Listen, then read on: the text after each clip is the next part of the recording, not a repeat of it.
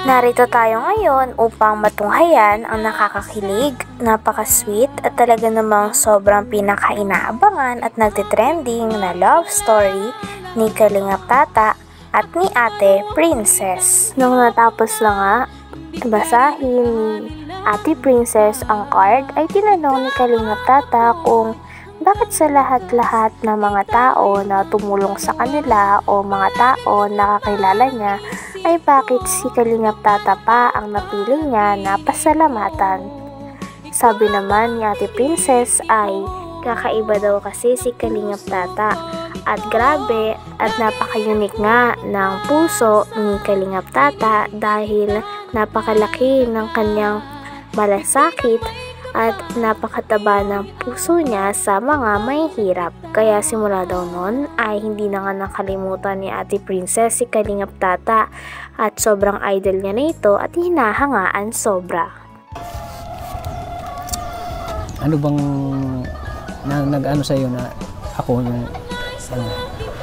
ako yung manapili mo?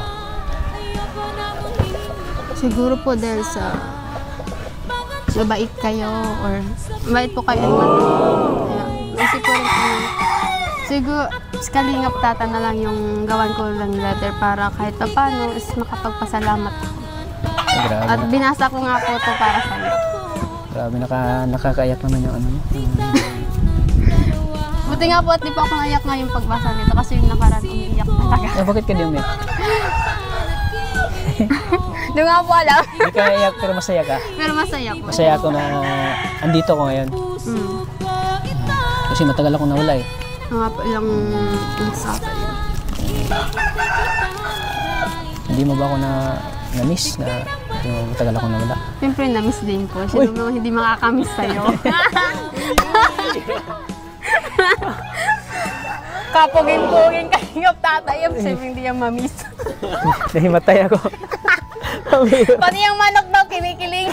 Pati yung manok kinikilig oh. Ay, grabe. Salamat salamat at talagang na-miss mo pala ako.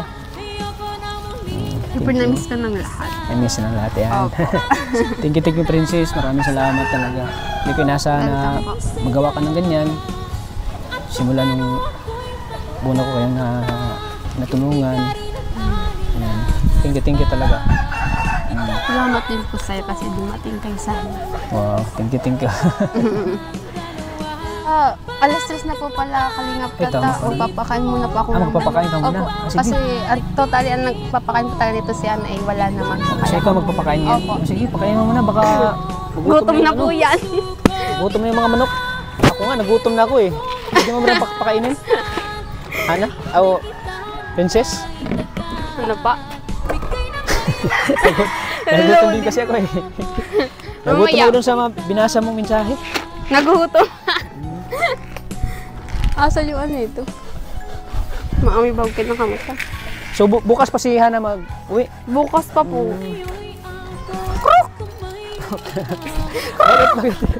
Bakit prok? Para maglapit o inalapit yung mga nakas.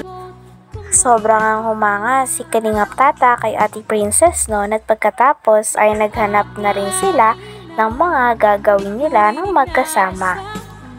Nagkataon nga na hindi pa napapakain ng papa ni Ate Princess ang kanilang mga manok. Kaya naman nag-aya din silang dalawa na pakainin nilang dalawa ng magkasama ang mga manok. Grabe't nag-enjoy nga si Kalingap Tata at si Ate Princess sa pagpapakain ng mga alaga nila Ate Princess doon. Ngunit ang mas kinikilig pa si Kalingap Tata ay natutulungan niya kasi si Ate Princess at nagkakaroon pa sila ng mas malalim na bonding ni Ate Princess. Talagang ayaw nga nahihirapan ni Kalingap Tata si Ate Princess kaya tinutulungan niya ito sa lahat. Bakit prok? Para maglapit o inalapit yung mga nakas. Prok. O yan na, lumapit na. Prok. Hindi po iba po iyan. Prok. Tingnan mo. Ay, yung isa po. Tiririt ko na yung mga iyon. Magkano to? Bili ni papa mo? Pagkain ng manok? 50 po ata. Ito isang 50? Opo. Grabe. May yung kulay red po Parang kasi. parang pagkain ganyan ng sa tao mga ah. ano. Paano pakain ito? Ganyan lang? Matutok. Tereret, akin daw yan. Paano ba? Turuan mo ko, Hana. Di kasi, wala kasing alagang manok eh. Wait lang. Bawak lang. Ah, princess. Hana na tuloy na sabi ko. Ito ko. Baka, Lalagyan po yan. dito. Yung nasa ilalim, hindi po yan. Ay. Ito po. Magkaiba po kasi yung ano nila, pagkain. Ayan. Sige pa po. Ah, iba-iba ng pagkain? Yan naman pong isa, ano, para sa mga sising. Ihalo siya. Hindi po. Tumula po. Sinsya ka na, wala kasing manok. Ikaw lang yung mga pagkain ito eh. Kumakain lang ng manok. Baka kasing kinakain ko eh. Manok. Yung isa. Tama, gutom na sila, ano? Gutom na sila. Ito. Ay, ito. Nasobrahan sa kilig. Kaya Ha? nagato. Sobrang sa kilig, kaya nagutom. Ito ba? Ay, iba pala yun. Sige na po. Sige ba?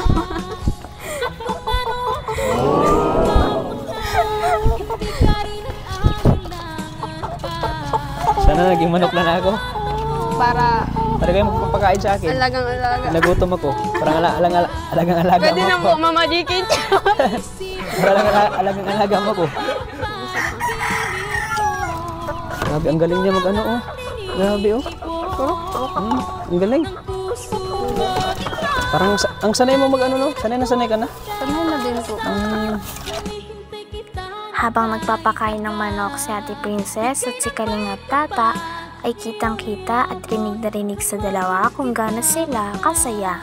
Grabe nga tawa nga ng tawa si Ate Princess pati na rin si Kalingap Tata dahil silang dalawa ay magkasama.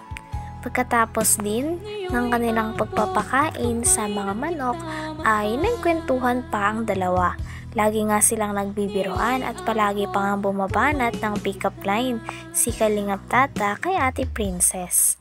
At grabe't kinikilig din at sobrang saya na nakangiti rin si Ate Princess sa tuwing bumabanat ng pick-up lines na pampakilig si Kalingap Tata. Kinikilig din talaga siya kay Kalingap Tata dahil idol niya ito at sobra talaga niyang hinahangaan Mama Jikin. ito. Parang alagang alaga mo ako. Grabe, ang galing niya mag-ano oh. Grabe oh. Ang galing. Parang ang sanay mo mag-ano no? Sanay na sanay ka na? Sanay na din po. Grabe. Tingnan mo.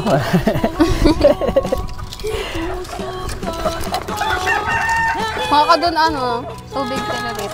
Ay, tirit. Bakit tirit tawag ko sa kapatid mo? Palayaw niyo po kasi yun. Kasi Pambilyar. para daw po kayo siyang Pambilyaran yun yung tirit na ginagamit. Opo nga sa bilyar, hindi po. Bakit Yung ano tirit? po. Para po kasi yung ibon na ano daw, yung mataray daw pong ibon na Mataray. ano. Pero Kaya mabait naman si tiririt Tiririt. po. Nga po. Mabait naman. Sa ibon lang po. Doon po Mabait siya naman. pinangalan. Sa Sa ibon. Butit may ano din si papa mo, may libangan no? Meron po. Kasi sa mga iba kasi, Binibenta itong manok, din po. ginagawa ng libangan at the same time, binibenta ano? Sa bapa hindi naman po. Inahalagan na po. Ay, Then, inalagaan. paglaki po, binibenta. Paglaki pinapakain sa amin. Ewan na po, kasali po yun doon.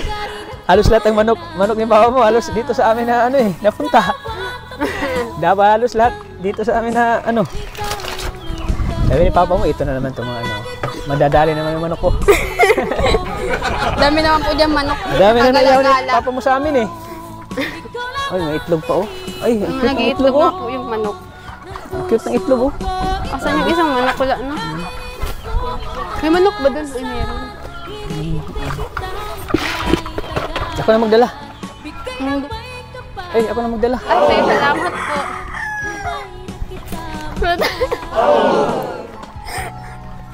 Yung nandito pong manok ko. Ay, marami. Andito pa pala oh. Uy, ito pa pala. Ito matapang yung manok eh. Hanggang dito na lamang muna ang ating nakakakilig, napaka-sweet at talaga ng mga nagtitrending na love story ni Kalingap Tata at ni Ate Princess.